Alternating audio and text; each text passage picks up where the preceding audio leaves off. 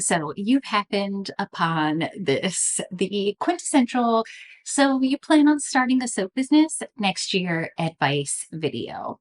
Well, let me tell you, you have found exactly where you need to be to get the best advice to see both sides, the positive and the negative, to truly grow a soap business from the ground up without having that hustle mentality or the work all your nights and weekends, or the soap maker that wants to begin this journey but does not want to quit working their day job.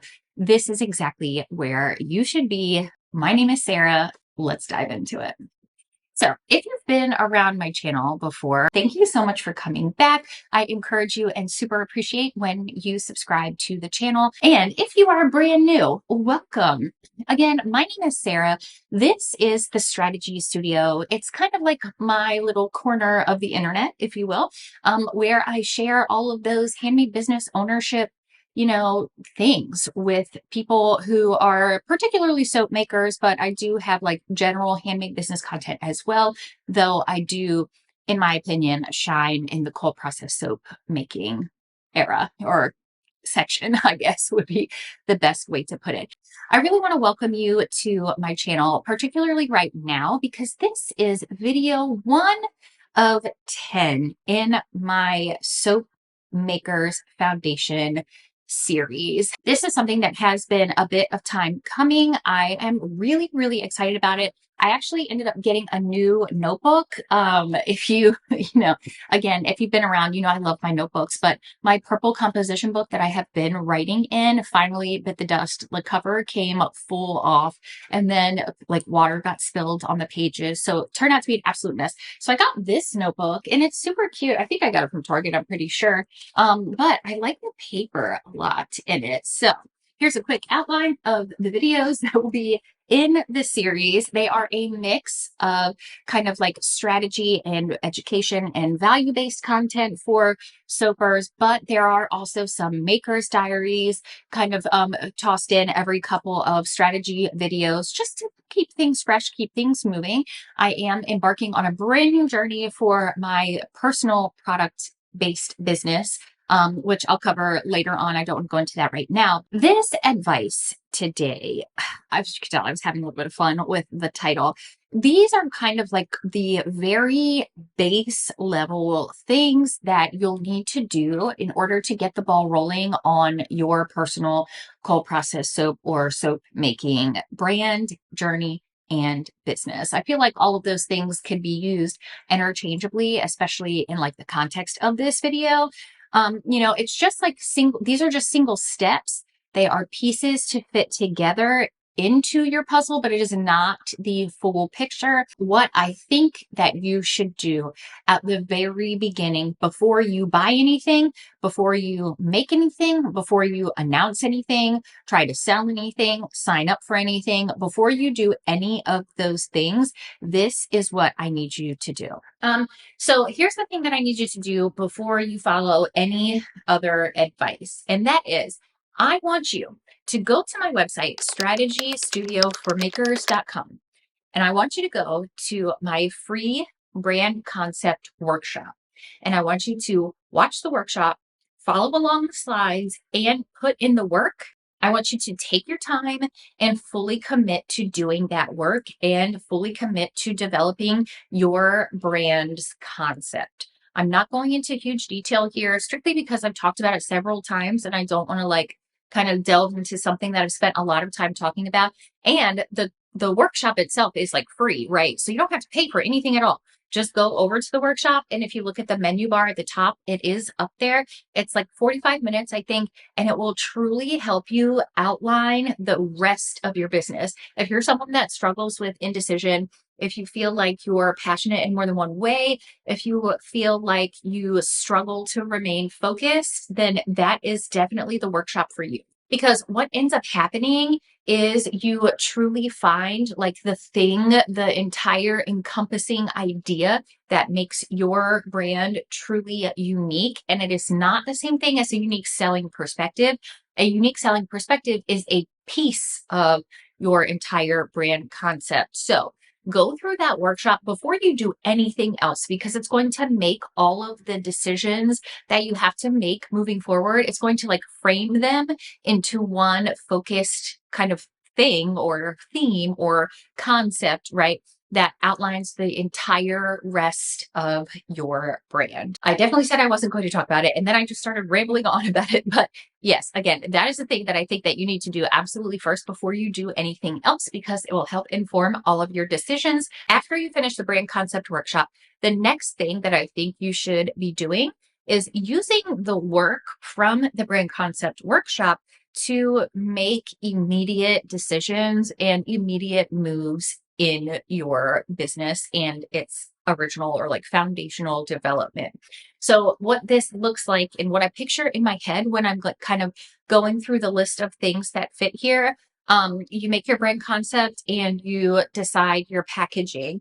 You create your first collection outline. You go through fragrance options, kind of like we just did, making sure that everything stays framed within what is true for your brand concept, your product price points and the margins that you want to hit or the profits that you want to make from your first run. And again, this is going to vary depending on what you choose for your brand concept, right? Like, I know if I'm making a luxury bar of soap, but it's priced at $5 is not luxury. And let me also just kind of caveat that with, I don't think that luxury is a good brand concept. I've been there, I've done that. Nothing is truly luxury anymore. Anyone can say what they have is luxury. It needs to be unique. That is like too broad or whatever. But I thought it was like a good universal example to use here, right? Your price points really need to match your brand concept.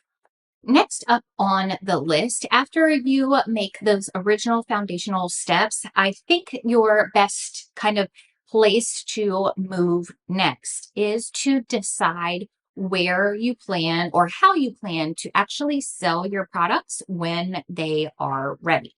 Now, next week, I actually have, this is the next video in the series. It is going to be a kind of like an overview or a breakdown of all of the different ways that you could sell your product and how to determine like which one is the best for you and your business. But you have to do the brand concept workshop and kind of make those original decisions before you'll be able to figure out the best avenue for your selling. So again, subscribe so you don't miss that breakdown that I'm going to put in next week. But essentially, there are the things we all know about. You can work at a vendor market. You can sell online. You can make a TikTok shop, but those aren't the only options. And there are definitely a few that I think are very underrated and underutilized for businesses such as ourselves. And we could really make good moves in that business because other people aren't looking in that direction, if that makes sense. Now, this one is actually my favorite, and I brought mine to show you. This here is kind of the best way I have figured out to remain focused and make sure that I'm actually making some moves. Okay. And here's what it looks like. Essentially, what you need to do is you need to start a to-do list, but it needs to be in a way where the list can be like ever running, or you have unlimited space to do this entire list. Here's what mine looks like. I have mine in a planner. This planner it's just like a regular planner from Target, but it has like a weekly thing, here. Oh, here's the recipe I'm going to try in the first maker's diary for my new soap. And then over here, it just like kind of breaks down a bunch of stuff. And I have like my personal to-do list, or like my family to-do list, but then I have the top 3 priorities for the week. I have some to-dos I am currently building, and by the time you see this, it'll be live already, but I am building a course for editing your product collections and making sure that they are top-notch and easily presented to your customer base. So right now I'm putting some finishing touches on one of the modules for that course. So I have that list here. I have the soaps that I'll be making, which again, I'll explain in an upcoming maker's diary, but I have like the list of soaps that I'm making for that. Then I have a bunch of things. So it's essentially just one extremely long running to-do list. And I kind of categorize them in different ways because that's how my brain sees them. I have on here like plan my soaping series, which I actually can cross off because I already did that and I'm filming. I need to schedule a call with Fair. I need to make some soap, take some pictures. Like it's just a bunch of stuff on here. And I found that when I write it all in one space, I can visually see it and I will continue to cross things off of that list. There's something about crossing things off of a list that I do love. So I would recommend that if you don't want a planner, just get a notebook. If you're not a pen to paper kind of gal, use your notes app on your phone. There are so many different options. Just make sure wherever you're putting this to-do list, it's one in like a place or in a carrying case or like, somewhere like tangible, right? Somewhere you're not going to forget it, somewhere you're not going to lose it, and you have enough space to use it and continue to use it over time. Essentially, what will happen Essentially, this is different. As you know, I'm a batch filming kind of gal, or if you've been here before, I'm a batch filming kind of gal. So we're actually on Thanksgiving break. So I have a little bit extra time. So I'm hoping to be able to get all of these tasks done. But even if I can't, what I'll end up doing is I'll move whatever I need to do into the next week. So I'll be able to kind of continue it on. And again, if that doesn't work for you, put it in your notes app. You can strike through whenever you complete something. There's always so many great options. If you have a good strategy for keeping a running to-do list, let us know down in the comments below. Again, this is more a community. I don't like to be like just talking to you guys. We are a community here, and I believe that we always have something that we can learn from one another. So leave your ideas down in the comments section so we can all work together here in our little corner of the internet. Oh, and you know what?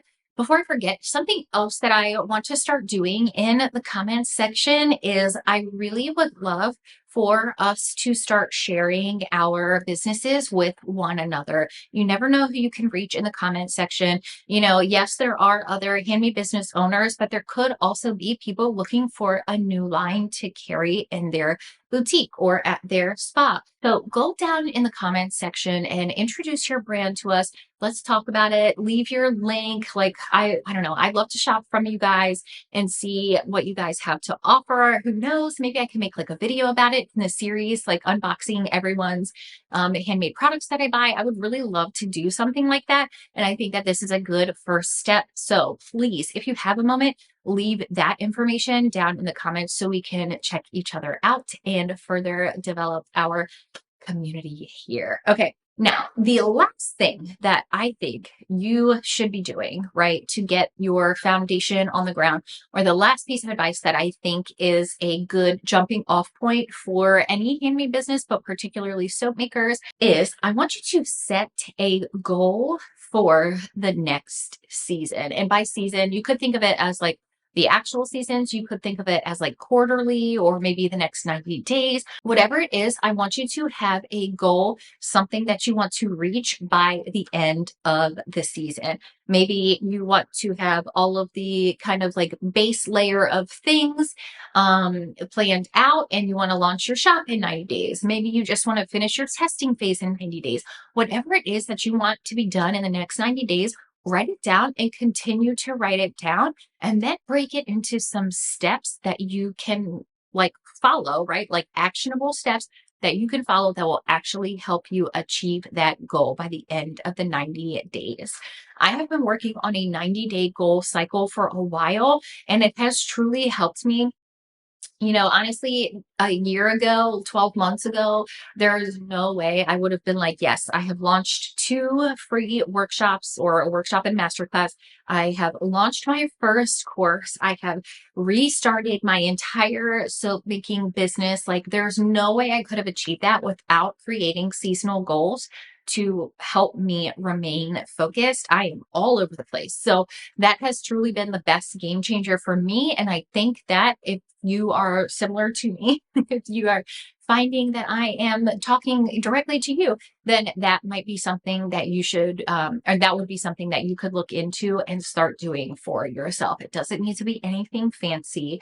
It really doesn't. Just write it down and write it down repeatedly week after week. Add it to your to-do list week after week. By this date, I plan to have bam, bam, bam, bam. Okay. Make it reasonable, make it actionable, and make it work within your life.